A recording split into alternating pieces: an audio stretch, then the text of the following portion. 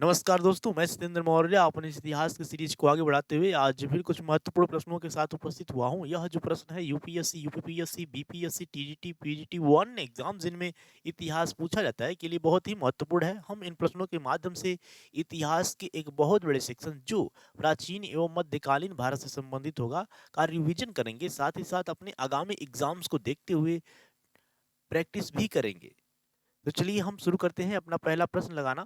प्रश्न है निम्नलिखित में से किस शासक ने वातापी कोंड की उपाधि धारण की? वातापी कोंड, ध्यान दीजिएगा। सिंहवर्मन, मयूर शर्मन, नरसिंह वर्मन प्रथम, विक्रमादित्य द्वितीय। तो चलिए हम इससे संबंधित जो तथ्य हैं पहले तथ्य को जान लेते हैं, फिर अपने इस प्रश्न को, इस व्यक्तित्व की क्या करेंगे, पहचान करेंगे। देखिए हमारा जो इसका सही आंसर है मैं बता देता हूँ कौन है, नरसिंह वर्मन प्रथम। देखिए नरसिंह वर्मन प्रथम जिसका उपनाम क्या था, महामल्ल था। क्या था? महामल्ल था। आपको याद आ गया होगा मामल्लपुरम ना।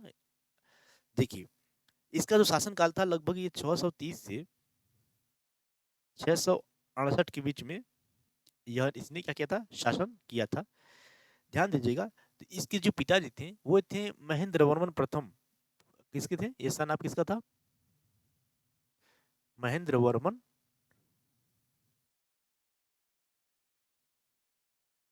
वर्मन प्रथम।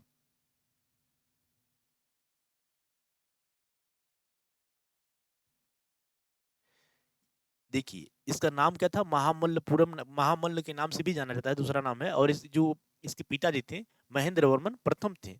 मैं बता दूं यह पल्लव शासक है। कौन शासक है? पल्लव। दक्षिण में था ना पल्लव डायनेस्टी।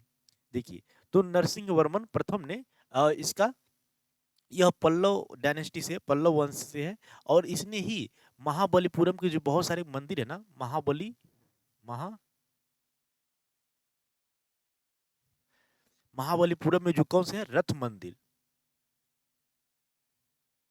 उसी से इसका संबंध जुड़ा रहता है, इसी ने उसका निर्माण करवाया था, रथ मंदिर। चलिए हम और चलते हैं थोड़ा सा आगे।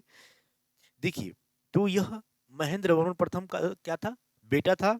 इसने चालुक्यों की राजधानी, चालुक्य, चालुक्य कौन था? पुलकेशिन द्वितीय। ध्यान दीजिएगा, पुलकेशिन द्वितीय। चालुक्यों की राजधानी यानी कि पुलकेशिन द्वितीय को हराकर इसने,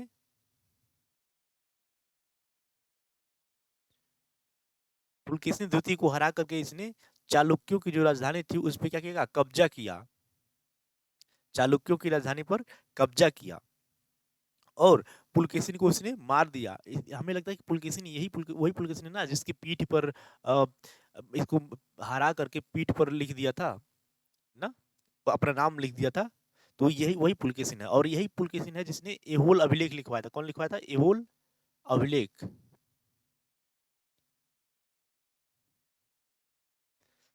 जिसमें हर्ष, जो शासक था ना, हर्षवर्धन, उसको इसने क्या किया था, पराजित किया था। उसको इसने पराजित किया था, जिसमें इसकी प्रशस्ति है एहोल अभिलेख में पुलकेशिन द्वितीय। तो पुलकेशिन द्वितीय ने हर्षवर्धन को पराजित किया था और पुलकेशिन द्वितीय को किसने पराजित किया? नरसिंह वर्मन प्रथम ने पराजित किया। तो ध्यान दीजिएगा। तो ये कुछ फैक्ट हैं। हम थोड़ा सा और आगे चलते हैं, इसके बारे में डीप में जानते हैं। तो इसने क्या किया, जो चालुक्य थे, चालुक्यों की राजधानी वातापी पे क्या किया, अधिकार कर लिया और वातापी कोंड की उपाधि धारण किया। वातापी कोंड की उपाधि धारण किया। किसने धारण किया? नरसिंह वर्मन प्रथम ने। देखिए यह जो पुलकेशिन द्वितीय था, जब पुलकेशिन द्वितीय के साथ संघर्ष कर रहा था कौन, नरसिंह वर्मन प्रथम ने, तो हमें लगता है कि वो सिंहल, जो सिंहल द्वीप है श्रीलंका, वहां के जो राजा थे मनवप्पा, मनवप्पा, ध्यान दीजिएगा, कौन है? मनवम्मा, ठीक है, मनवम्मा, इनका भी सहयोग लिया था। इनके सहयोग से ही नरसिंह वर्मन ने पुलकेशिन द्वितीय को पराजित किया था। और आगे चल के जो मनवम्मा थे, इनको, इनका जो सिंहासन था श्रीलंका में, इनको मजबूत किया। ताज हासिल करने में नरसिंह वर्मन प्रथम ने इनका सहायता भी किया। ओके, ठीक है। और माना जाता है कि जो नरसिंह वर्मन द्वितीय है, सॉरी नरसिंह वर्मन प्रथम है, उसी के शासन काल में किसने, सॉरी हर्षवर्धन ने दक्षिण में अभियान भी किया था, इन्हीं के शासनकाल में, जिसमें चोल चेर पांड्य को पराजित किया था। पर परंतु इसका अभी बहुत मजबूत साक्ष्य नहीं है, ठीक है। अब देखिए यह जो नरसिंह वर्मन प्रथम था, इसने यह एक कला प्रेमी भी था। क्या था? कला प्रेमी था। हमने अभी ऊपर बताया ना कि इसने महाबलीपुरम में बहुत सारे रथ मंदिरों का निर्माण करवाया था। कला प्रेमी भी था, जिसकी झलक हमें वहां पे दिखती है। कहाँ पे? महाबलीपुरम में, ठीक है। और इसने त्रिचिनापोली और पुट्टुदुकोई में भी इसने बहुत सारे स्थानों पे गुफा मंदिरों का निर्माण करवाया। गुफा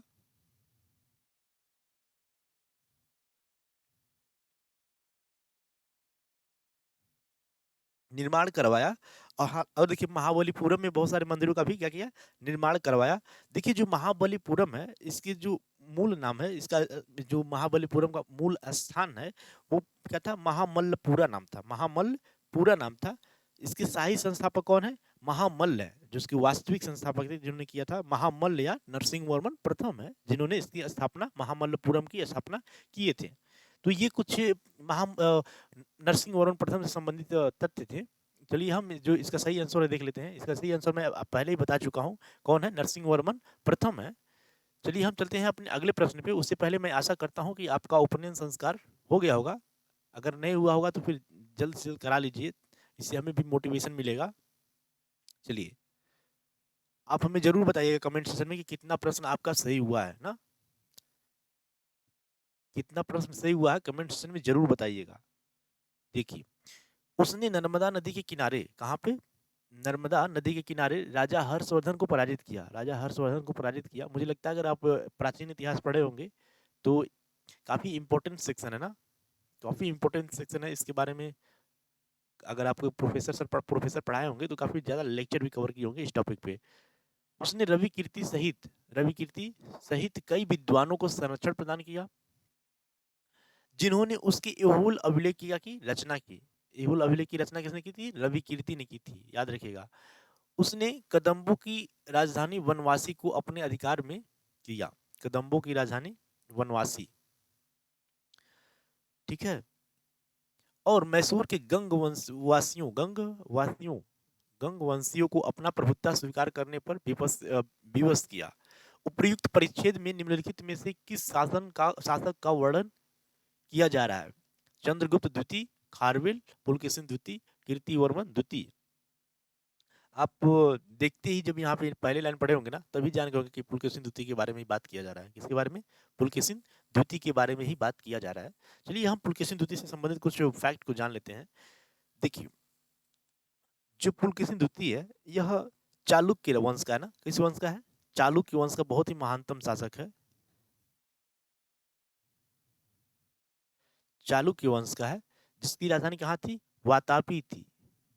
और वातापी वातापी पे ही कब्जा करके नरसिंह वर्मन प्रथम ने वातापी कोंड की उपाधि धारण किया था। इसको पुलकेशिन द्वितीय को ही हरा के, अभी मैंने ऊपर वाले क्वेश्चन में इसका जिक्र किया है, तो वो सारे फैक्ट भी इससे जुड़ जाएंगे। देखिए जो इसका शासन काल था पुलकेशिन द्वितीय का, वो लगभग 609 से लेकर के 642 तक है ना। ये लगभग वही हर्षवर्धन जो था शासक, उन्हीं के आसपास के काल से यह मिलता जुलता है। हर्षवर्धन भी कब बने थे शासक? 606 में बने थे ना हर्षवर्धन, ठीक है। देखिए तो ये क्या थे? एक चालुक्य राजा थे। इनकी जो जानकारी हमें कहाँ मिलती है? एहोल अभिलेख से मिलती है। एहोल अभिलेख की रचयिता कौन है? रवि कीर्ति है। उन्होंने ही इसको एहोल अभिलेख की रचना की थी, जिसमें पुलकेशिन द्वितीय की क्या है? प्रशस्ति है, प्रशस्ति अभिलेख है, जिसमें उसकी प्रशंसा की गई है। क्या की गई है? प्रशंसा की गई है। देखिए तो ये क्या थे? उसके दरबारी कवि थे। रवि कीर्ति क्या थे? दरबारी कवि थे।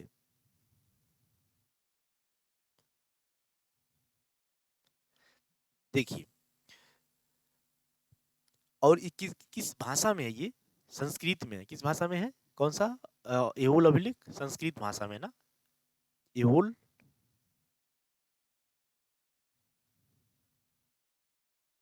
संस्कृत भाषा में, ये याद रखना है, संस्कृत भाषा में है, लैंग्वेज।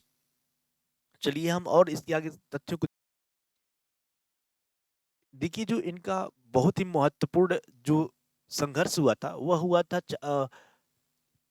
पल्लव डायनेस्टी के, पल्लव वंश के नरसिंह वर्मन प्रथम से इनका क्या हुआ था? बहुत ही भिड़ंत हुआ था, जिसमें हमें लगता है दो दो युद्ध इन्होंने लड़ा था। पहले युद्ध में तो उन्होंने जो पल्लव डायनेस्टी के राजधानी तक भी ये क्या कर गए थे, पहुंच गए थे। परंतु दूसरे वाले में पुलकेशिन द्वितीय पराजित हुआ और इसका जो राजधानी था वातापी पर नरसिंहवर्मन प्रथम ने इस पे कब्जा कर लिया। देखिए इसका जिक्र मैंने ऊपर अभी किया हूँ। और कुछ जो हर्षवर्धन से संबंधित हम जान लेते हैं। हर्षवर्धन जो है यह पुष्यभूति वंश के थे। हर्षवर्धन किस वंश के थे? पुष्यभूति वंश के।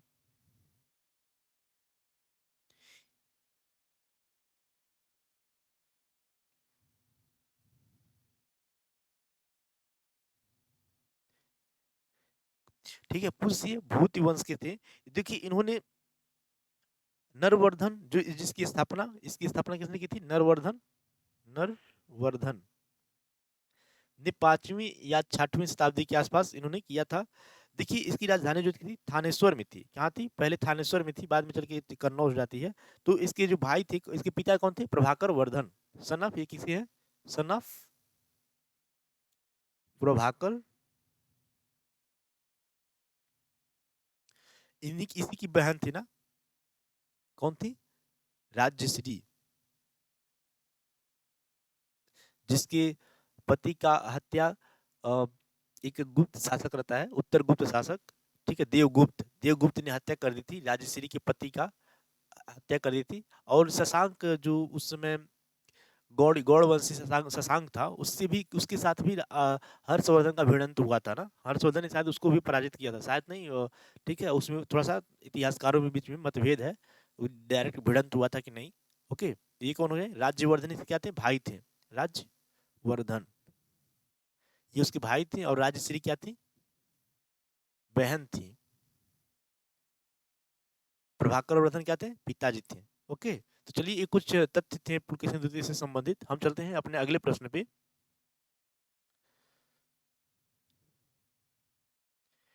देखिए भारत में सूफी संतों की चिश्ती परंपरा, सूफी संतों की चिश्ती परंपरा के संदर्भ में निम्नलिखित कथनों पर विचार कीजिए। आत्म संयम का उपदेश देने के बावजूद चिश्ती संप्रदाय राजनीतिक सत्ता से अलग नहीं रहा। राजनीतिक सत्ता से अलग नहीं रहा। औकाफ, औकाफ धर्मार्थ न्यास थे जिन्होंने जिन्हें सुल्तानों ने धर्मशालाओं के लिए दान के रूप में स्थापित किया था।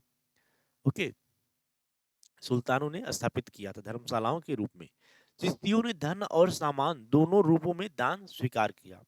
दान स्वीकार किया। तो ये 3 तत्व कथन है और कथनों के आधार पर हमें आपको चुनना है। तो चलिए इससे संबंधित पहले तथ्यों को देख लेते हैं। देखिए जो चिश्ती संप्रदाय है भारत में, चिश्ती संप्रदाय इसकी स्थापना किए थे ख्वाजा, भारत में नहीं ना, इसकी स्थापना कहाँ हुई थी? भारत से बाहर हुई थी। कहाँ पे? ख्वाजा अबू अब्दाल, ख्वाजा अबू अब्दाल ने की थी। ठीक है, चिश्ती सिलसिला।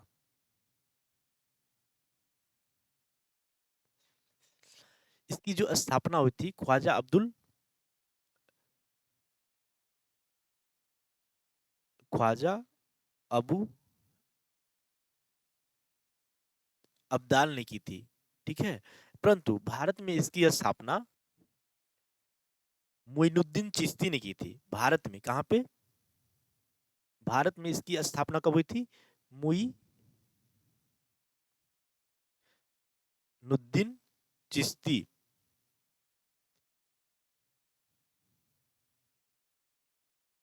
चिश्ती ने की थी। कब? 1192, याद आया? 1192 93 के आसपास, जब मोहम्मद गौरी ने पृथ्वीराज चौहान के ऊपर द्वितीय आक्रमण किया था, जिसके समय मोइनुद्दीन चिश्ती भारत में आए थे और यहाँ पे आकर के इन्होंने लाहौर दिल्ली होते हुए अजमेर गए। कहाँ पे गए? अजमेर।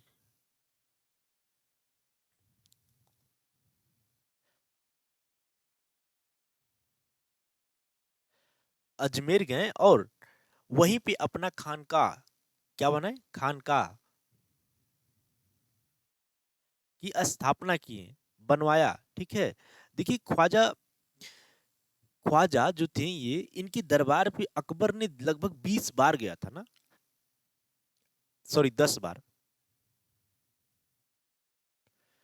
लगभग 10 बार यहाँ का दर्शन किया था। 10 बार ना, यहाँ पे मोहम्मद बिन तुगलक था, वो भी गया था ना इनके दरगाह पे। ओके, आगे चल के जब उनका जब समय पीरियड आएगा तो बार बार वही लोग दिया करने यहाँ पे दर्शन करने जाएंगे। देखिए, हम जो इससे संबंधित तथ्य हैं उसको पहले देख लेते हैं, ये थोड़ा सा ज्यादा हो जा रहा है। देखिए, जो चिश्ती संप्रदाय की प्रमुख विशेषता थी ना, वह थी आत्म संयम। क्या करना है? आत्म संयम।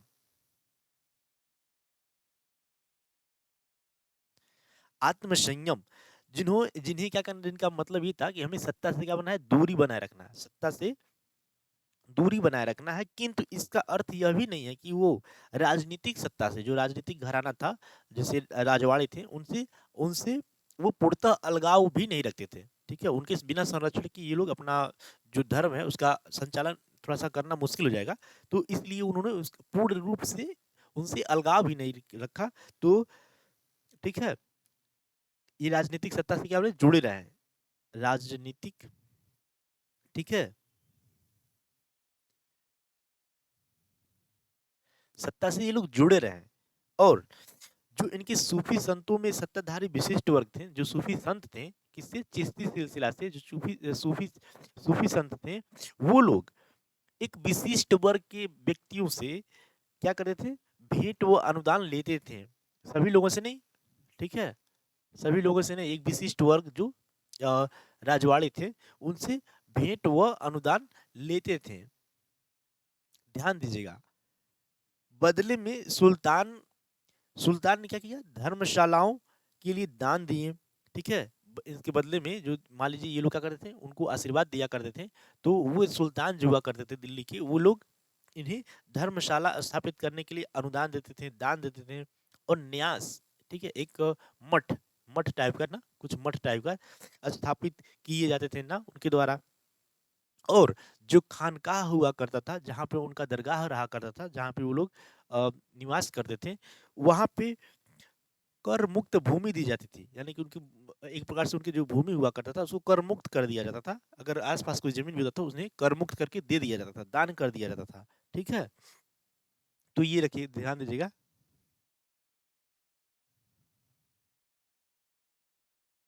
कर मुक्त भूमि। अब देखिए, जो चिश्ती सिलसिला के लोग थे, यानी चिश्ती सिलसिला के क्या थे, सूफी थे, उन्होंने धन और सामान के रूप में धन स्वीकार किया, धन और सामान के रूप में धन तो क्या किया, स्वीकार किया।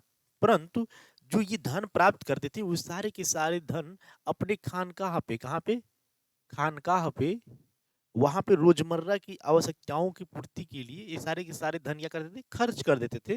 जिसमें भोजन, कपड़ा, क्या चीज,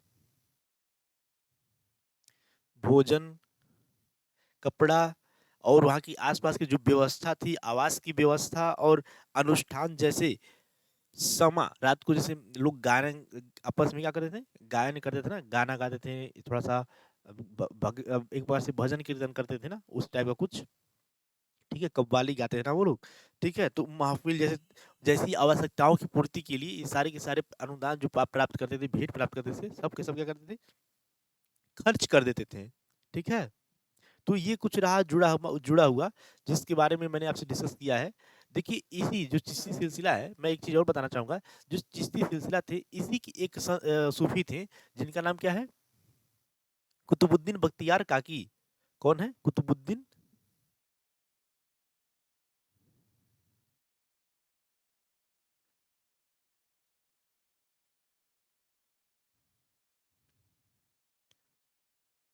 इन्हीं के नाम पर, ये इन्हीं, यही सूफी हैं, इन्हीं के नाम पर किसने, कुतुबुद्दीन ऐबक ने क्या बनवाया था, कुतुब मीनार बनवाया था।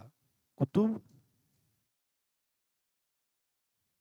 कुतुब मीनार बनवाया था, कहाँ पे, दिल्ली में। ठीक है, तो यह वही क्या है, सूफी हैं, चिश्ती सिलसिला से ही जुड़े हुए हैं। कौन, कुतुबुद्दीन बख्तियार काकी। इन्हीं के नाम पर कुतुब मीनार का निर्माण किया गया है। ओके, चलिए, तो हम अपने प्रश्न को सॉल्व कर लेते हैं, इससे संबंधित जो तथ्य हमने इसको जान लिया। देखिए, आत्म संयम का उपदेश देने के बावजूद चिश्ती संप्रदाय राजनीतिक सत्ता से अलग नहीं रहा, राजनीतिक सत्ता से अलग नहीं रहा, एक बात क्या रहे, उससे जुड़े रहे, जुड़े रहे ना। तो ये हमारा पहला क्या है, सही है, जिसका डिस्कशन मैंने पहले ही ऊपर किया था। देखिए, औकाफ धर्मार्थ जो न्यास थे, जिन्हें सुल्तानों ने धर्मशालाओं के लिए दान के रूप में स्थापित किया था। यस, ठीक है। जो सुल्तान थे वो लोग उन्हें कर मुक्त भूमि दिया करते थे, उनकी जो खानकाह था उसके और उसकी स्थापना किया करते थे, वो लोग धर्मशालाएं स्थापित किया करते थे सुल्तान। ठीक है, तो ये दूसरा वाला क्या है, सही है। तीसरा, चिश्तियों ने धन और सामान दोनों के रूप में दान स्वीकार किया। यस, दोनों के रूप में स्वीकार किया ना। तो इस प्रकार हम देखते हैं हमारा जो सही ऑप्शन हो जाएगा, क्या हो जाएगा, ऑप्शन बी। ऑप्शन बी क्या हो जाएगा, सही हो जाएगा। तो चलिए हम चलते हैं अपने अगले प्रश्न पे।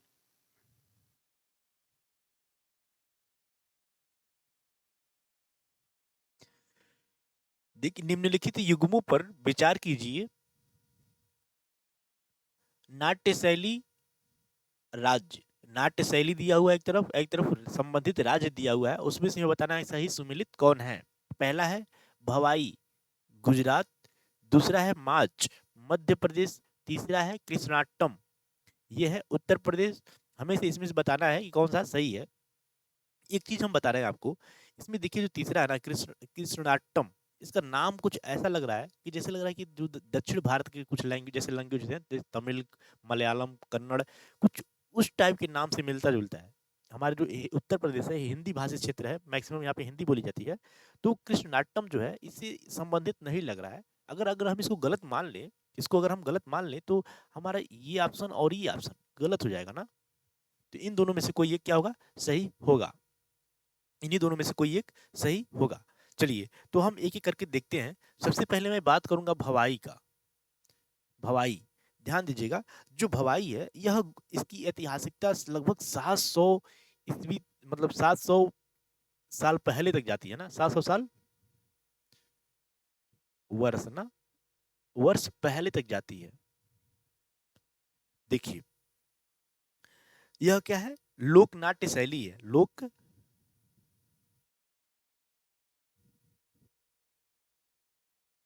लोक नाट्य शैली है जिसकी ऐतिहासिकता लगभग 700 वर्ष पहले तक जाती है।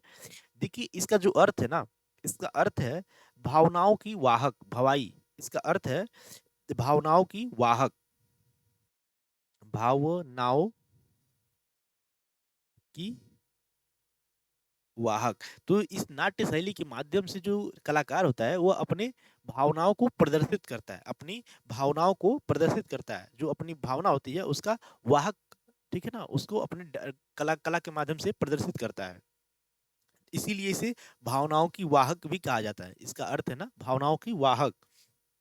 देखिए, जो ये शैली है डांस की, जो ये नाट्य कला की शैली है भवाई, इसका जो क्षेत्र है लगभग कहाँ पे है, कच्छ, गुजरात में ना। कच्छ और जो काठियावाड़ वाला क्षेत्र है, जिला है, वहां पे यह काफी ज्यादा प्रचलित है।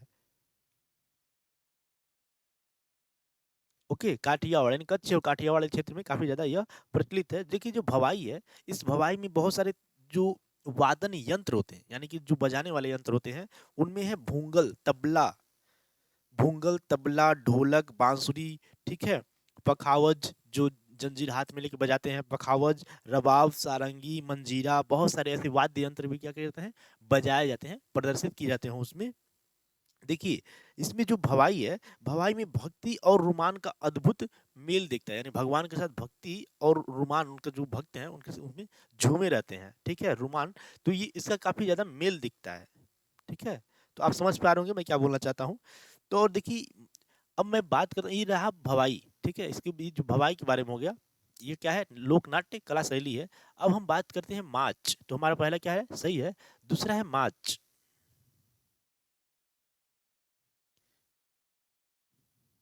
देखिए, जो माच है यह मध्य प्रदेश, एमपी,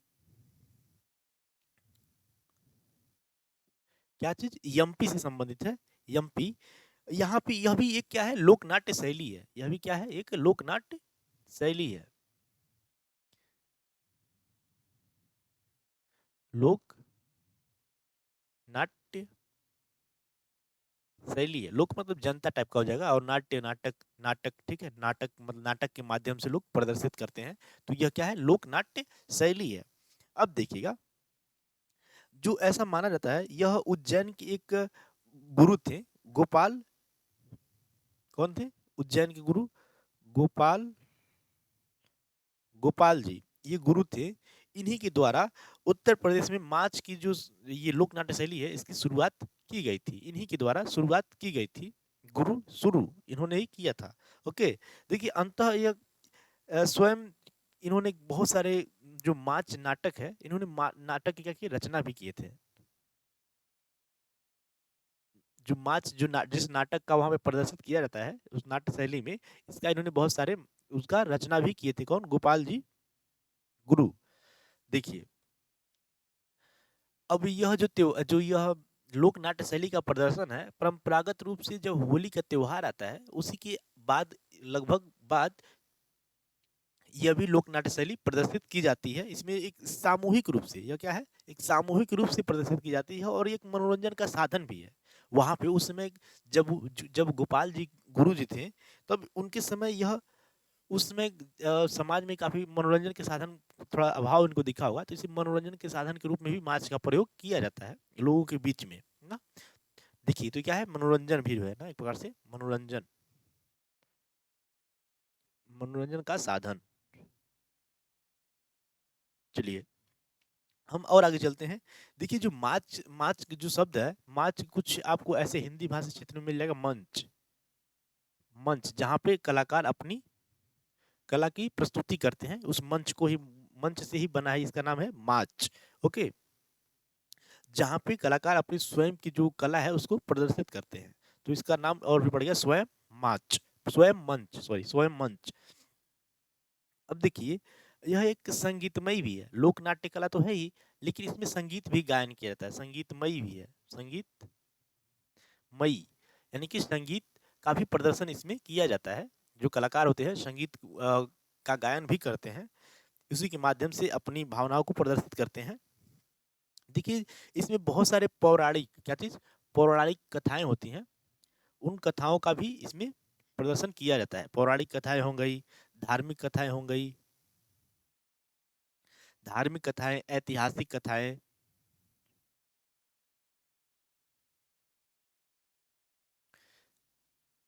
जो इतिहास में बड़े बड़े राजा हुए थे, महान महान राजा हुए थे, उन लोगों की कथाएं इसमें प्रदर्शित की जाती थी। लोगों के बीच में एक प्रकार जागरूकता फैलाया जाता था, उसका भी ये लोग क्या करते थे, काम करते थे, जागरूकता फैलाते थे ना।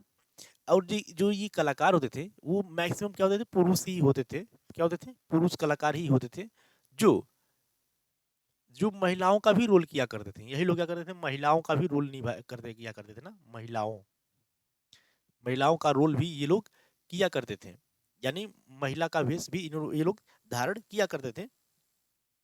देखिए, इसमें बहुत सारे कृषक वर्ग भी क्या करते थे, शामिल होते थे, और ये लोग अपने अपने इसके माध्यम से, जो ये नाट्य शैली के माध्यम से अपनी शक्ति का प्रदर्शन करते थे, वैभव दिखाते थे, अन्याय, ठीक है, अन्याय होता था उसका, उसके विरुद्ध में ये लोग जागरूकता फैलाते थे, हिंसा और सामाजिक मुद्दों पर क्या करते थे, चर्चा करते थे। इसी के माध्यम से, लोक नाट्य शैली के माध्यम से चर्चा किया करते थे। एक प्रकार से सीधी सीधी बोले तो हम लोग, वो लोग समाज में जागरूकता भी फैलाते थे।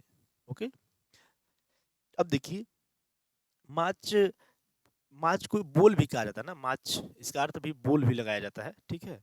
अब देखिए, हम और आगे चलते हैं। जो हमारा अगला है, अगला क्या था, कृष्णाटम। कृष्णाटम, ध्यान दीजिएगा कि जो कृष्णाटम है, ये किससे संबंधित है, केरल से संबंधित है। क्या है, कृष्णाटम, कृष्ण, कृष्ण भगवान है ना, कृष्णाटम। देखिए, इसकी जो शुरुआत हुई थी, कब हुई थी, 17वीं सदी में। केरल के एक कौन थे, एक महाराजा थे, मनवेदा।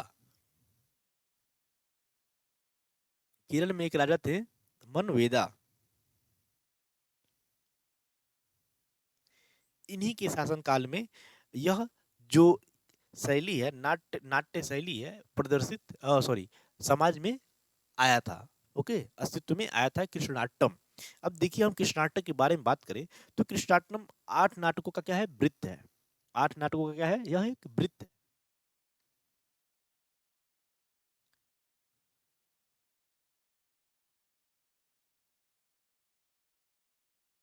8 नाटकों का क्या है, वृत्त है, जो क्रमागत, क्रमागत यानी क्रम से एक के बाद एक लगातार 8 दिन तक चलता है। कितने दिन तक, 8 डेज तक चलता है ना, 8 डेज तक चलता है।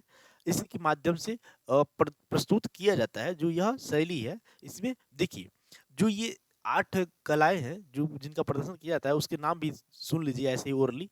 अवतारम, कलियमर्दन, ठीक है, कालियमर्दन, रस क्रीड़ा, कंसोधाम, स्वयंवरम और वाण युद्धम, विविध विविध विविध विधम और स्वर्गारोहण। ये कुछ 8 नाम हैं जो 8 दिन लगातार क्या थे, कला के रूप हैं। इनकी प्रदर्शन 8 दिन लगातार किया जाता है।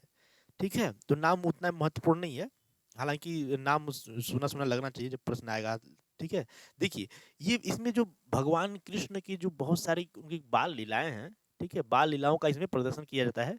और और उनके जो उनका जो जन्म है, बाल्यकाल है, बुराई पर अच्छाई का विजय आज को चित्रित किया जाता है, प्रदर्शित किया जाता है इसमें कला के माध्यम से। और देखिए इसकी जो बहुत ही एक अनोखी विशेषता यह है कि मुखौटों का प्रयोग किया जाता है। मुखौटा, मुखौटों का प्रयोग किया जाता है ना, बड़े बड़े हास्यास्पद मुखौटों का प्रयोग किया जाता है। ठीक है, कुछ विकृत मुखौटों का भी प्रयोग किया जाता है। मुखाकृति, जो मुख की आकृति है, इसको बढ़ा चढ़ा करके दिखाया जाता है ना। देखिए जो कृष्णाटम है, इसमें वाद्य यंत्रों का भी प्रयोग किया जाता है। क्या चीज, वाद्य यंत्रों का भी प्रयोग किया जाता है, जिसमें क्या है, चेंगिला, चेंगिला है, मद्दलम है, इलात्तम है, झांझ है, शंख है और इडक्का। ये सब ठीक वहाँ के जो वहाँ केरला में मलयालम बोला जाता है ना, उस लैंग्वेज में है, तो फिर ध्यान दीजिएगा। तो इसका प्रोनाउंसिएशन भी अच्छे से नहीं हो पा रहा होगा। तो क्या हो जाएगा, ये सारे के सारे वाद्य यंत्रों का भी प्रयोग किया जाता था। तो इस तरह से हम देखते हैं, अपने प्रश्न को देखते हैं। तो प्रश्न है, कृष्णाटम मैच ही नहीं कर रहा है ना, तो भवाई, भवाई मैच किया गुजरात, पहला तो सही है, पहला क्या है, सही है। हम देखते हैं, पहला सही है। दूसरा, सॉरी पहला इसमें सही है ना, इसमें नहीं।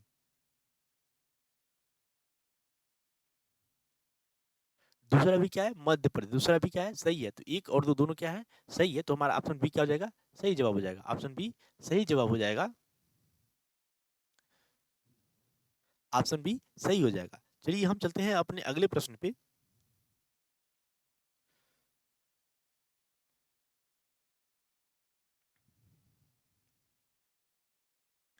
देखिए हमारा अगला प्रश्न है, प्रारंभिक मध्यकाल के दौरान, प्रारंभिक मध्यकाल के दौरान भारत की आर्थिक परिस्थितियों के संदर्भ में निम्नलिखित कथनों पर विचार कीजिए। इस काल के दौरान दक्षिण पूर्व एशिया, कहाँ पे, दक्षिण पूर्व एशिया, सिंगापुर, मलेशिया, इंडोनेशिया वाला जो क्षेत्र है ना, वहां पे चीन के साथ व्यापार में गिरावट आई। चीन के साथ व्यापार में गिरावट आई। सोने और चांदी के सिक्कों के प्रचलन में वृद्धि हुई। सोने और चांदी के सिक्कों के प्रचलन में वृद्धि हुई। इस काल के दौरान नगरों का लगातार पतन हुआ। नगरों का लगातार पतन हुआ। उपर्युक्त कथनों में से कौन सा से कथन सही है, केवल एक और तीन, केवल एक, केवल तीन, एक, दो और तीन, तीनों। तो हमें चलिए इससे जो संबंधित तथ्य है, पहले तथ्यों को देखते हैं, फिर अपने प्रश्न को चालू करेंगे। देखिए जो सबसे पहले इसमें नाम आया है, प्रारंभिक मध्यकाल।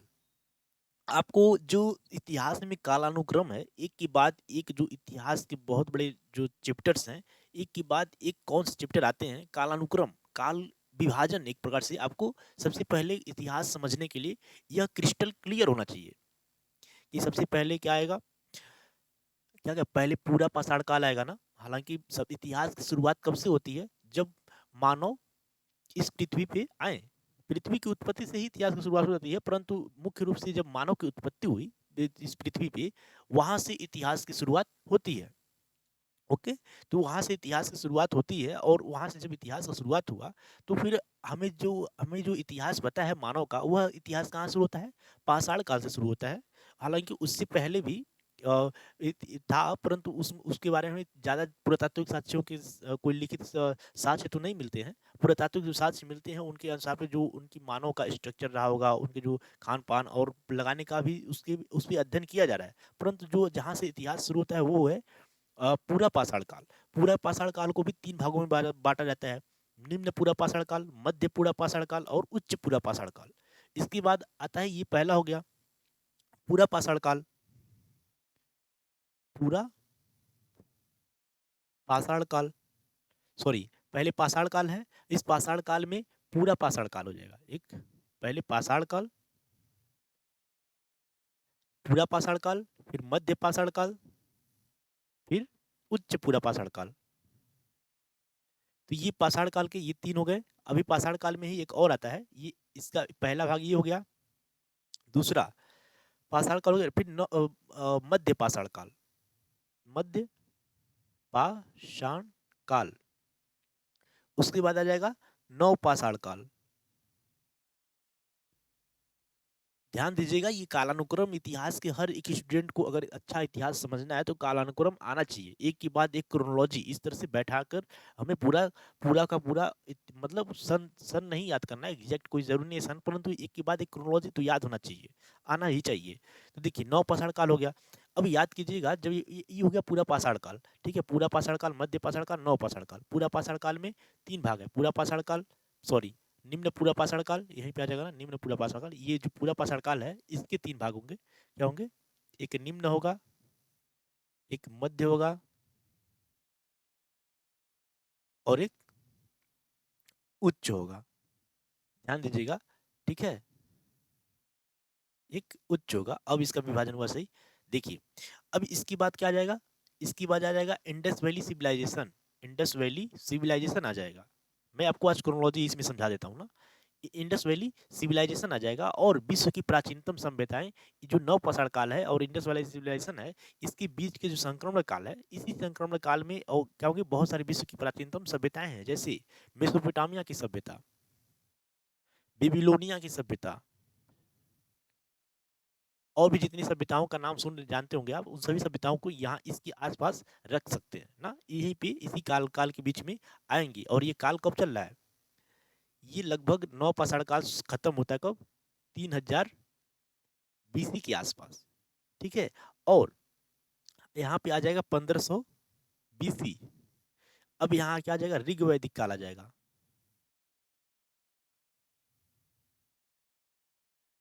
ऋग वैदिक काल कहाँ तक चलेगा, लगभग 1000 बीसी तक, बिफोर, ठीक है, क्राइस्ट ना, ठीक है, बिफोर यानी कि जब सन का शुरुआत होता है, 1-2 शुरू हुआ था, उससे 1000 साल पहले बीसी। तो यहाँ पे ऋग वैदिक काल, यहाँ पे क्या हो जाएगा, उत्तर वैदिक काल।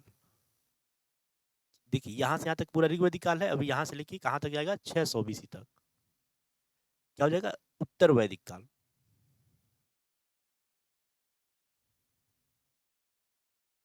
उत्तर वैदिक काल हो गया ना ये। देखिए तो ये उत्तर वैदिक काल हो गया, ये पूरा यहाँ तक। अब इसके बाद ये जो काल है ना, ये महाजनपद काल यहाँ हो जाएगा, महाजनपद काल। ये भारत के संदर्भ में काल विभाजन है ना। तो महाजनपद काल, और इसी समय जो धर्म युद्ध चलेगा ना, इसमें जो कर्मकांड जो था, ब्राह्मणवादी कर्मकांड था, यज्ञ अनुष्ठान था, बलि वली वगैरह जो जानवरों का बलि दिया जाता था, कर्मकांड बहुत ज्यादा बढ़ गया था। तो उन्हीं के विरुद्ध में एक धर्म युद्ध चलेगा, उसी में जैन धर्म और बौद्ध धर्म का क्या होगा, उदय होगा। जैन प्लस बौद्ध धर्म का क्या होगा, उदय होगा। और इसके बीच में जो उत्तर भारत है, उत्तर भारत के क्षेत्र में 16 महाजनपद क्या होंगे, उभर कर आएंगे। 16 महाजनपद आएंगे यहाँ पे ना, महाजनपद ऊपर लिखा ना, महाजनपद काल तो उसी से आया है, 16 महाजनपद, ठीक है। 16 महाजनपद आएंगे, जैन धर्म आएगा, बौद्ध धर्म आएगा, ओके। इनका फिर इसके बाद क्या आ जाएगा, फिर हर्यक वंश, सुनाग वंश, ठीक है, हर्यक वंश आएगा, फिर सुनाग वंश आएगा, फिर ऐसे करके नंद वंश आएगा, फिर मौर्य वंश आएगा, हर्यक वंश, ठीक है। तो हम इसमें नहीं जाएंगे। तो ये हो गया महाजनपद काल हो जाएगा, ठीक है। इसके बाद सूत्र काल आएगा, ठीक है, जिसकी जिसमें क्या हो गया, बहुत सारे सूत्रों की रचना की जाती है, उपनिषद की रचना की जाती है, हम ये क्या, ठीक है। तो इस तरीके से एक क्रोनोलॉजी आना चाहिए। अब यहाँ पे आ जाएगा फिर हर्यक वंश, फिर सुनाग वंश, हर्यक वंश, सुनाग वंश, नंद वंश, फिर क्या आ जाएगा, मौर्य वंश, मौर्य वंश, ठीक है। नंद वंश जब यहाँ आएगा तो यहीं पे एक उत्तर भारत में क्या होंगे, एक विस्तृत साम्राज्य की स्थापना होगी, जो अपने पिक पे पहुंच जाएगा। कब, मौर्य वंश के समय पे अपने पिक पे पहुंच जाएगा। उतना बड़ा साम्राज्य उसके बाद कभी स्थापित हो ही नहीं पाया। तो फिर मौर्य वंश आ जाएगा। अब इसके बाद जानते हैं, जब मौर्य वंश आ जाएगा तो इसके बाद बहुत सारे विदेशी आक्रमण होंगे भारत में, क्या होंगे, विदेशी आक्रमण होंगे, आक्रमण होंगे, जिसके बाद उत्तर भारत में छोटे छोटे छोटे क्या होंगे, साम्राज्य स्थापित, विदेशी विदेशी आ जाएंगे। उसके बाद ना कौन आ जाएंगे, यूनानी, शक, पहलव, ठीक है, यूनानी आएंगे, सिकंदर आएगा ना, यूनानी, शक, कुषाण, पहलव, पहलव, ठीक है, इस तरह के विदेशी शासक आ जाएंगे, विदेशी शक्तियां आ जाएंगी जो उत्तर भारत में क्या करेंगे, अपना प्रभुत्व स्थापित कर लेंगी। जब इनका पतन होगा, जो विदेशी शक्तियां इनका पतन होगा, उसके बाद गुप्त वंश का क्या होगा, उदय होगा। हालांकि इसके बाद ही, इसके बीच में ही दक्षिण भारत में सातवाहन वंश हो जाएगा ना, इसी के आसपास दक्षिण में क्या हो जाएंगे, सातवाहन वंश भी चलेगा। और दक्षिण भारत का थोड़ा सा अलग हो जाता है ना वहां से, तो सातवाहन वंश आ जाएगा और भी बहुत सारे डायनेस्टी वहां चलेगा। उसी समय दक्षिण भारत में, वहां पे सुदूर दक्षिण में क्या होंगे, चोल वंश रहता है, चोल, ठीक है, चोल साम्राज्य रहता है। उसमें तीन क्या होते, संगम हुए थे ना, संगम साहित्य लिखे गए थे, तो उस समय वहां वो चलता है, ठीक है। चोल चेर पांड्य रहा करते हैं उस समय वहां दक्षिण में। और उत्तर भारत में यहाँ पे है, तो उसके बाद गुप्त वंश का क्या हो जाएगा, उदय हो जाएगा, गुप्त वंश, गुप्त वंश का क्या हो जाएगा, उदय हो जाएगा। इसके बाद जब गुप्त वंश का उदय उदय होगा, उसके बाद पतन होगा, तो इसके बाद उत्तर गुप्त आ जाएंगे, उत्तर गुप्त, ठीक है। फिर इसी ये समय चल रहा है, लगभग 550 एडी का समय आ गया ना, 550 एडी का लगभग समय आ गया है, ध्यान दीजिएगा। तो इसके बाद जब इनका पतन होगा, तब लगभग 606 के आसपास कौन आ जाएंगे, हर्षवर्धन, वर्धन वंश के आ जाएंगे, पुष्यभूति वंश, ठीक है, हर्षवर्धन का काल आएगा, हर्षवर्धन। अब देखिए ये जो 606 है, यहां से लेके कहां तक, 1204 होगा या 6 होगा, आई थिंक 6 है ना, 1204, जब मोहम्मद गौरी का क्या हो जाएगा, गौरी का मृत्यु होगा, गौरी का क्या होगा, मृत्यु होगा। और उत्तर भारत में मुस्लिम शासकों का क्या होगा, प्रभुत्व स्थापित हो जाएगा, यानी कि जो कुतुबुद्दीन ऐबक है, उसकी उसकी साम्राज्य स्थापित हो जाएगा। तो इसके बीच के जो काल है, इसी बोलते हैं पूर्व मध्य काल। क्या बोलते हैं, पूर्व मध्य काल, इसी को बोलते हैं, क्या बोलते हैं, पूर्व मध्य काल, पूर्व मध्य काल बोलते हैं, ठीक है। और जो 1206 से लेकर के जब विदेशी, जब क्या आएंगे, अंग्रेज आएंगे, भारत में प्रवेश करेंगे, वहां तक के काल को बोलते हैं मध्यकाल बोलते हैं। और अंग्रेज जब भारत में प्रवेश कर जाएंगे, उसके बाद से लेकर के अब भारत की आज़ादी तक, यानी उसके बाद तक, आज़ादी तक, आधुनिक भारत का इतिहास बोलते हैं, ठीक है। तो ये क्रोनोलॉजी आपको इतिहास में समझना बहुत ही जरूरी है ना। अगर ये नहीं समझ पाएंगे तो बहुत सारे क्वेश्चन, जैसे कि क्रमानुसार लगाना होता है, वो करने में आपको बहुत कठिनाइयां महसूस होंगी। तो ध्यान दीजिएगा, हम इस पे एक अलग से लेक्चर ही बनाएंगे। जब इतिहास का, जब मैं पढ़ाना शुरू करूंगा, तो जब अपना इतिहास का शुरुआत होगा ना, तो वहां पे मैं कुछ लेक्चर पहले इतिहास को कैसे समझा जाता है इसके बारे में डालूंगा, तो जिसमें ये हमारा एक अलग से ही एक लेक्चर होगा, जिसमें क्रोनोलॉजी समझा जाएगा ना, इतिहास की जितनी भी क्रोनोलॉजी है कालानुक्रम में, उसको समझने का कोशिश किया जाएगा। चलिए ठीक है, हम आते हैं अपने प्रश्न पे। ये हमारा अलग से एक्स्ट्रा हो गया, ठीक है। देखिए, हम बात करते हैं इसके बारे में, जो अपना पूर्व प्रारंभिक मध्यकाल है, इसके बारे में। देखिए, जो इस समय जो उत्तर भारत था, उत्तर भारत में छोटे छोटे क्या थे, साम्राज्य थे। जैसे जो चार थे ना, जो जिसमें कौन कौन थे बताइए। अब चुलुक से जो जो सॉरी, जो कमंडल से उत्पन्न हुए थे, जो थे, जैसे चौहान हो गया, चौहान वंश हो गया, कौन हो गए, चौहान वंश, परमार वंश, ठीक है, परमार,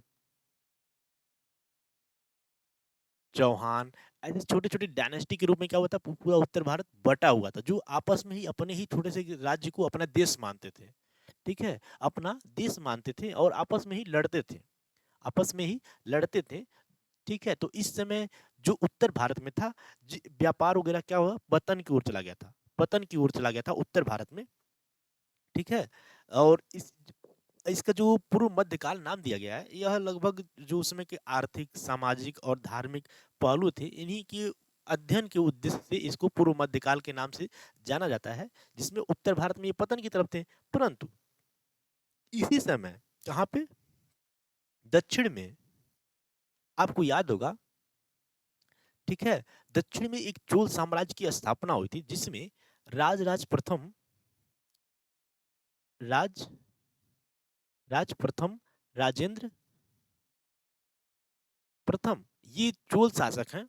चोल चेर पांड्य, दक्षिण में इस चोल चेर पांड्य नामक साम्राज्य की स्थापना हुई थी, जिसमें चोल शासक राज प्रथम और राजेंद्र प्रथम ने बहुत ही वीरता पूर्वक अपने साम्राज्य की स्थापना को, अपने उसको बहुत ही आगे बढ़ाया। इन्होंने जो राज प्रथम है और राजेंद्र प्रथम है, इनमें से राज प्रथम जो था, श्रीलंका के लगभग आधे क्षेत्र पर कब्जा कर लिया था, परंतु और भी बहुत सारे मंदिर वगैरह का निर्माण किए, ठीक है, अपनी नेवी को मजबूत किए ना। तो उसके उसका जो राजे बेटा था राजेंद्र प्रथम, इसने जो दक्षिण पूर्व एशिया के जितने भी देश है ना, जैसे इंडोनेशिया हो गया, थाईलैंड हो गया, म्यांमार का कुछ भाग हो गया, बांग्लादेश और ये सब, मतलब ये जो बे ऑफ बंगाल, बंगाल की खाड़ी है, उसके अगल बगल के जितने भी क्षेत्र है ना, सब पे क्या कर लिया था, कब्जा कर लिया था। अब इस तरह से जो बंगाल की खाड़ी है, उसी को चोल सागर भी नाम दिया गया। क्या किया गया? चोल सागर के नाम से जाना जाने लगा। चोल सागर, चोल सागर के नाम से भी जाना जाने लगा। किसको? बे ऑफ बंगाल, बंगाल की खाड़ी को। ध्यान दीजिएगा ना, तो उसको चोल सागर के रूप में भी जाना जाने लगा। अब देखिए, तो इस तरह से जब एकीकृत साम्राज्य स्थापित हुआ, तो चीन के साथ अब वहां पे मलक्का, मलक्का है ना, क्या है मलक्का का, वो जो दो स्थल भागों को, जल संधियों को जोड़ता है, ठीक है, उसे क्या बोलते हैं? पाक जल संधि, सॉरी, पाक जल संधि यहाँ पे है, तो मलक्का जल संधि। क्या है? मलक्का जल संधि।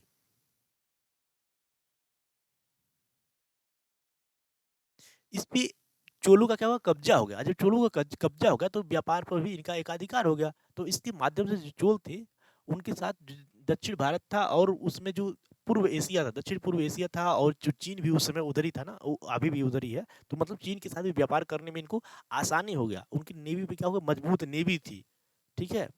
तो इस तरीके से जो उस दक्षिण भारत का था, उनका व्यापार वृद्धि हुआ, उनमें व्यापार में वृद्धि हुआ। और इस समय जो रोमन साम्राज्य था, उस रोमन साम्राज्य से बहुत सारे सोने चांदी भी भारत में आया करता था, दक्षिण में, ठीक है। तो वहां पे भी भरमार था इसका, परंतु इसी का सेम उल्टा उत्तर भारत में पतन की तरफ था। सोने की चांदी के सिक्कों का कमी था, ठीक है, और व्यापार भी पतन हो गया था, साम्राज्य बटा हुआ था। विदेशी, अब विदेशी का, अब इसके बाद विदेशियों का बार बार आक्रमण होगा, उत्तर कहाँ पे? उत्तर पश्चिमी प्रांत से, यानी कि जो पाकिस्तान आधुनिक है, पाकिस्तान, अफगानिस्तान, इस वाले क्षेत्र से, ईरान वाले, इस वाले क्षेत्र से हमेशा लगातार एक के बाद एक मुस्लिम आक्रांता आते रहेंगे, आक्रमण करेंगे, ठीक है। और यहाँ के जो उत्तर भारत में बहुत सारे छोटे छोटे शासक थे, ये आपस में ही लड़ते भिड़ते रहेंगे। तो इसके आधार पे जो उत्तर भारत में पतन की तरफ था, संस्कृति भी पतन की तरफ था, धर्म भी पतन की तरफ था। हालांकि जो मंदिर वास्तुकला था, ये वो इसी समय बहुत ज्यादा डेवलप हुआ था, ठीक है, दक्षिण उत्तर भारत में। देखिए, तो यहाँ पे क्या हुआ? पतन की तरफ था, परंतु दक्षिण पूर्व एशिया में क्या था? यह वृद्धि की तरफ था, मतलब अपने पिक पे था एक प्रकार से। तो हम अपने इस प्रश्न को सॉल्व करते हैं। इस काल के दौरान दक्षिण पूर्व एशिया और चीन के साथ व्यापार में गिरावट आई। किसके साथ? ये काल है प्रारंभिक मध्यकाल के संदर्भ में, दक्षिण पूर्व एशिया के साथ, चीन के साथ व्यापार में गिरावट आई। ध्यान दीजिएगा। हमसे क्या पूछा है? सही, सही है। कौन कौन सही? सही है। अगर हम उत्तर भारत के संदर्भ में देखें, उत्तर भारत के संदर्भ में तो गिरावट आएगी, जायज है, ठीक है। सूर्य चांदी के सिक्कों में वृद्धि हुई, उत्तर भारत में घटी। ये भी अगर उत्तर भारत के संदर्भ में ये भी गलत हो जाएगा। इस दौरान नगरों का लगातार पतन हुआ। देखिए, इसमें हमें मैं इस प्रश्न को सॉल्व करने में थोड़ा सा कठिनाई ये हो रहा है कि हम ये उत्तर भारत के संदर्भ में करें कि दक्षिण भारत के संदर्भ में करें, कंफ्यूजन है। चलिए ठीक है, हम देखते हैं। तो ये लगातार पतन, अगर उत्तर भारत में ये तो हुआ ना, उत्तर भारत में ये पतन में हुआ, सोने चांदी सिक्कों में प्रचलन में वृद्धि हुई नहीं, वृद्धि नहीं हुई, कमी हुई, तो ये उत्तर भारत के संदर्भ में सही है। इस काल के दौरान दक्षिण पूर्व एशिया और चीन के साथ व्यापार में गिरावट हुई।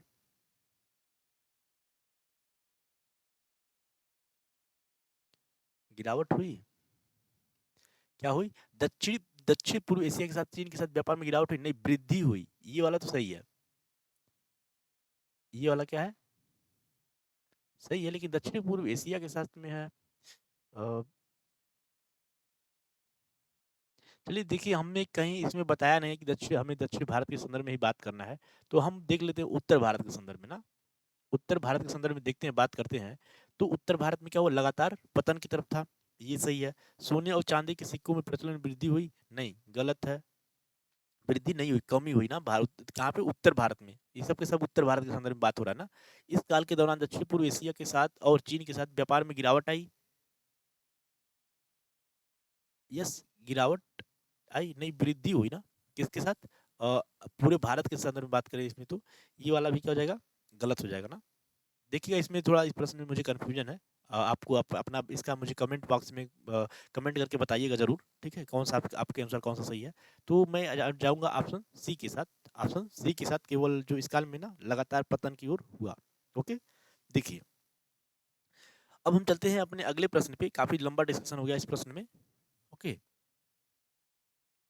देखिए जो पल्लव डायनेस्टी था ना, पल्लवों के संदर्भ में निम्नलिखित कथनों पर विचार कीजिए। पल्लव वही पल्लव हैं कौन? नरसिंह वर्मन प्रथम।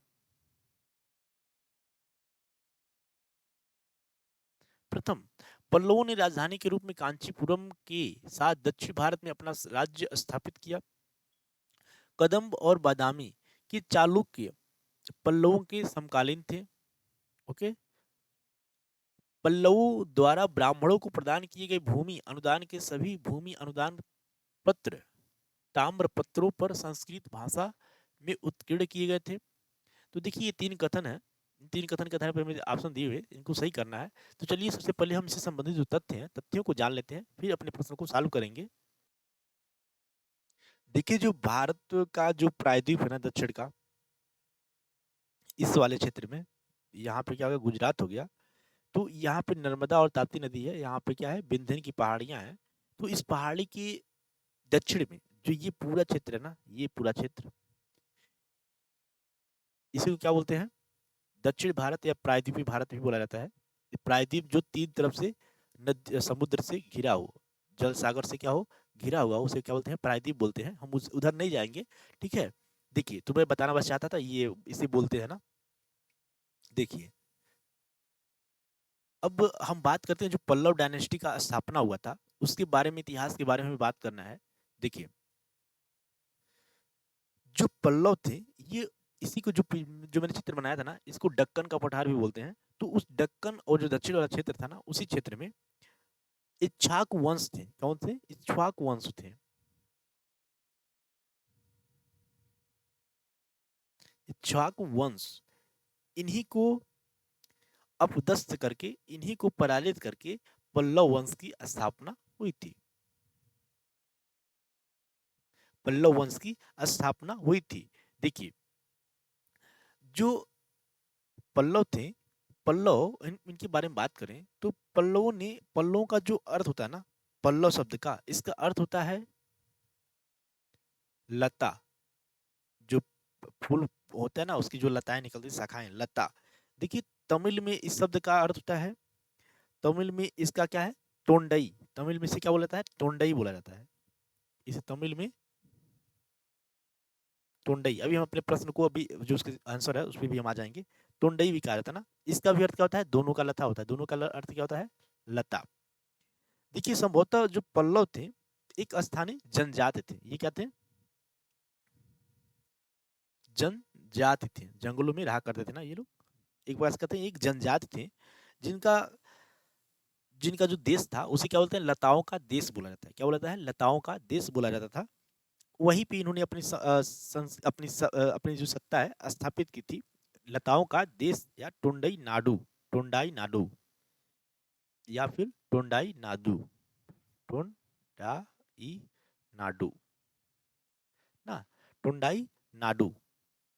देखिए और हम आगे चलते हैं। जो तमिल भाषा में पल्लव शब्द का अर्थ है, एक प्रकार से डाकू भी है। इसका अर्थ क्या है, डाकू भी है तमिल तमिल भाषा में। हाँ, डाकू किसमें है, तमिल में। तो ये हो गया जो पल्लव है उसका अर्थ था। देखिए जो पल्लवों का अधिकार था वो दक्षिणी आंध्र प्रदेश और कहाँ पे, तमिलनाडु में। आंध्र प्लस तमिलनाडु वाले क्षेत्र में इनका जो साम्राज्य स्थापित हुआ था, वहीं पे क्या हुआ था, विस्तृत था। इनकी जो राजधानी थी कहाँ पे थी, कांची में थी। राजधानी कहाँ पे थी, कांची, कांची या कांचीपुरम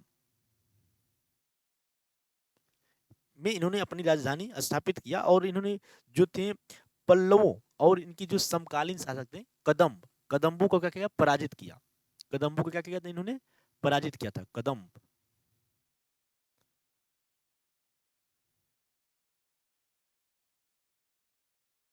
कदम्ब वंश को क्या किया, पराजित किया। कदम्ब वंश ने, कदम्ब वंश के जो शासक थे उनको पराजित किया और वहां उनको भी अपने अधीन कर लिया था। देखिए जो कदम्ब थे उसी वाले क्षेत्र में लगभग चौथी पांचवी शताब्दी में कदम्ब एक शासक आता है ना। कदम्ब शासक कौन थे, सॉरी चंद्रगुप्त द्वितीय के समय में कदम्ब शासकों के साथ उनका संबंध स्थापित हुआ था। इसका जिक्र हमें कहाँ मिलता है, मेहरौली के लौह स्तंभ से मिलता है ना। मेहरौली के लौह स्तंभ से मिलता है कि कदम्ब के शासक क्या थे, अ, इनके अधीन थे, चंद्रगुप्त द्वितीय के अधीन थे। ठीक है, देखिए तो वहां उसी समय कदम्ब वंश के की स्थापना हुई थी। कहाँ पे थे वो लोग, दक्षिण में। तो देखिए उसकी जानकारी हमें मेहरौली के लौह स्तंभ से भी मिलता है, इसके चंद्रगुप्त द्वितीय के। देखिए कर्नाटक और कोंकण में भी अपनी सत्ता स्थापित की थी जो कदम्ब थे। कर्नाटक और कोंकण में भी सब क्षेत्रों में अपना अपना साम्राज्य स्थापित किया था, जहां पे पल्लव इनको पराजित करके कदम्बों को और पे अपना अधिकार कर लेंगे, स्थापित कर लेंगे। देखिए ये रहा कुछ पल्लव के जो शब्द है, जो इनकी उत्पत्ति है उसके बारे में बात। अब थोड़ा सा और हम आगे चलते हैं। जो पल्लव थे ये लोग ब्राह्मणों को काफी अधिक मात्रा में भूमि दान दिया करते थे, अग्रहार दिया करते थे, ब्रह्म दान दिया करते थे, भूमि दान दिया करते थे, जो कर मुक्त हुआ करता था। कैसा, कर मुक्त हुआ करता था। इसी से संबंधित 16 से भी अधिक भूमिदान के पत्र मिले हैं। ठीक है, भूमिदान पत्र ना, भूमि अनुदान पत्र।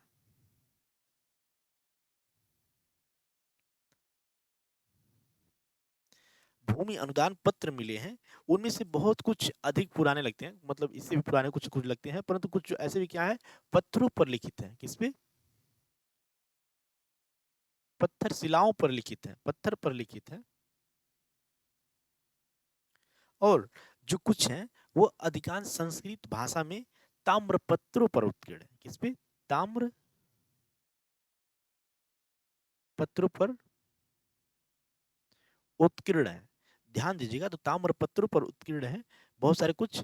तो हम और आगे चलते हैं। इसमें जो पल्लव थे, कदम्ब थे, बादामी के चालुक्य थे, और भी उनके बहुत सारे समकालीन शासक थे। वे लोग वैदिक यज्ञों में क्या कहते हैं, प्रबल समर्थक थे और अश्वमेध यज्ञ या वह वाजपेयी यज्ञ भी किया करते थे। तो ये कुछ रहा उससे संबंधित तथ्य। चलिए हम अपने इस प्रश्न को सॉल्व करते हैं। देखिए इसका जो सही जवाब होगा ना वो होगा, पल्लवों ने राजधानी के रूप में कांचीपुरम के साथ दक्षिण भारत में अपनी स्वराज्य स्थापित की थी। ये क्या हो जाएगा, सही हो जाएगा। दूसरा, कदम्ब और बादामी के चालुक्य पल्लवों के समकालीन थे, पल्लवों के समकालीन थे। ये समकालीन थे, तभी तो इनको पराजित करके इनकी इन पर अधिकार किए ना। ये क्या हो जाएगा, सही हो जाएगा। पल्लवों द्वारा ब्राह्मणों को प्रदान किए गए भूमि अनुदान के सभी भूमि अनुदान, किसमें, सभी भूमि अनुदान ताम्र पत्रों पर संस्कृत भाषा में उत्कीर्ण थे, किए गए थे। देखिए ताम्र पत्रों पर भी तो उत्कीर्ण किए गए थे, संस्कृत भाषा में उत्कीर्ण किए थे, तो ये तो सही है। परंतु कुछ इनके जो अनुदान पत्र है वो किसपे, प्रस्तर, प्रस्तर या पत्थर पर भी मिला है। ओके, तो इस तरह से हम इस सभी अगर यहाँ पे नहीं होता, कुछ होता तो वही क्या हो जाता, हमारा सही हो जाता। ये गलत हो जाएगा ना। तो इस तरह से हम देखते हैं हमारा सही जवाब क्या है, हमें क्या वो करना है, सही जवाब देखना है ना। तो हमारा सही जवाब क्या हो जाएगा, ऑप्शन सी। ऑप्शन सी क्या हो जाएगा, सही जवाब हो जाएगा। हम चलिए, तो इस तरह से हमारा इसके बारे में डिस्कशन समाप्त हुआ। अब हम, हमारा काफी वीडियो इसमें लंबा हो गया ना, हम फिर मिलेंगे आपके साथ नेक्स्ट वीडियो में। आप एंजॉय करते रहिए। चलिए एक ओवरव्यू हम देख लेते हैं ना कि हमने क्या क्या आज सीखा, क्या क्या आज सीखा। देखिए तो इसमें हमने पल्लव वंश के बारे में जाना, पल्लव वंश की उसकी उत्पत्ति कैसे हुई थी उसका, ठीक है, उसका शब्द क्या होता है, अर्थ क्या होता है, लता टोंडई जनजाति, ठीक है, टोंडाई नाडु। ओके, ओके, इसके समकालीन जो शासक थे कदम बादामी चालुक्यों के बारे में कुछ जाना। और देखिए इस सबसे ज्यादा अच्छा मुझे इसमें ये लगा जो प्रारंभिक मध्यकाल के जो टॉपिक पे मैंने शुरू किया, जो कालानुक्रम, एक इतिहास का पूरा कालानुक्रम मैंने समझाया यहाँ पे। ठीक है, काफी अच्छा लगा हुआ, आपको भी एंजॉय किए होंगे। तो इसको कालानुक्रम को हमने इसमें सीखा है। और दक्षिण पूर्व एशिया के साथ जो व्यापारिक संबंध था, जो चोल जो डायनेस्टी की स्थापना हुई थी कहाँ पे, दक्षिण में, उसके साथ कैसे संबंध था उसको भी मैंने जिक्र किया है। और जो केरला में क्या था, केरला वाले क्षेत्र में कृष्णाटम क्या था, एक नाट्य शैली था, वहाँ पे इसकी 8 दिन तक ये लगातार चलता था, जहाँ पे मुखौटों का प्रयोग किया जाता था। इसके बारे में मैंने जाना, हमने मतलब जाना है। मार्च के बारे में जाना जो मध्य प्रदेश में काफ़ी लोकप्रिय लोक नाट्य शैली है। और भवाई के बारे में जाना, ये कहाँ पे है? गुजरात में लोक नाट्य शैली है ना, कच्छ और काठियावाड़ क्षेत्र में बहुत ज़्यादा फेमस है। इसके बारे में हमने जाना। देखिए, और बात करें हम किसकी, जो चिश्ती परंपरा के बारे में जाना। चिश्ती परंपरा के ही एक शासक है, कौन है? वो शासक कुतुबुद्दीन बख्तियार काकी। चिश्ती परंपरा से ही अकबर भी जुड़ा रहा ना। अकबर ही जो इसमें जो मुइनुद्दीन चिश्ती है, इनका दरगाह है, खानका है, कहाँ पे? अजमेर में। अजमेर भी, वहाँ पे 10 बार अकबर गया था ना। इन्हीं की खानका पे मोहम्मद बिन तुगलक भी गया था एक बार ना। ओके, तो चिश्ती सिलसिला के बारे में हमने काफ़ी डीप में जाना। और बात करें हम पुलकेशिन द्वितीय के बारे में जाना, एवोल अभिलेख के बारे में जाना, हर्षवर्धन के बारे में जाना। इसकी इसकी प्रभाकर वर्धन इसके क्या थे? पापा थे। राज्यवर्धन भाई थे। राजश्री बहन थी। ठीक है, और इनके एक दामाद भी थे ना, मौखरी वंश से, शायद ईशान वर्मा नाम था ना उनका। कौन थे? ईशान वर्मा, शायद उनका नाम मैं भूल रहा हूँ। ओके, तो राजश्री इन्हीं इन्हीं को बचाने के लिए ये कहाँ गए थे? यहाँ से निकले थे, और इन्हीं की जो सत्ता दिलाने के लिए जो कन्नौज था, ठीक है। परंतु जो कन्नौज का फिर आगे चल के जो हर्षवर्धन है, अपना साम्राज्य अपना राजधानी कन्नौज को बना लेगा, और इनके सहयोग करने लगेगा राजश्री का ना। देखिए, और हम थोड़ा सा आगे चलते हैं। तो हमने वातापी कोंड की उपाधि धारण की थी ना, नरसिंह प्रथम, इसको पुलकेशिन द्वितीय को पराजित कर करके। ठीक है, पुलकेशिन द्वितीय ही ये होल अभिलेख लिखा था, जिसके रचयिता कौन थे? रवि कीर्ति थे। रवि कीर्ति थे। ठीक है, मनोवप्पा क्या थे? ये आई थिंक केरला के क्या थे? ये शासक थे। ठीक है, तो इस तरीके से हमने इतिहास के एक बहुत बड़े सेक्शन को क्या किया? पढ़ा है, रिवीजन किया है। हम फिर मिलेंगे आपके साथ इसी तरह के इंफॉर्मेटिव वीडियो में, नेक्स्ट वीडियो में। आप पढ़ते रहिए, मस्त रहिए, और आप मुझे जरूर बताइएगा कि कमेंट सेक्शन में आपका कितना प्रश्न सही हुआ है ना।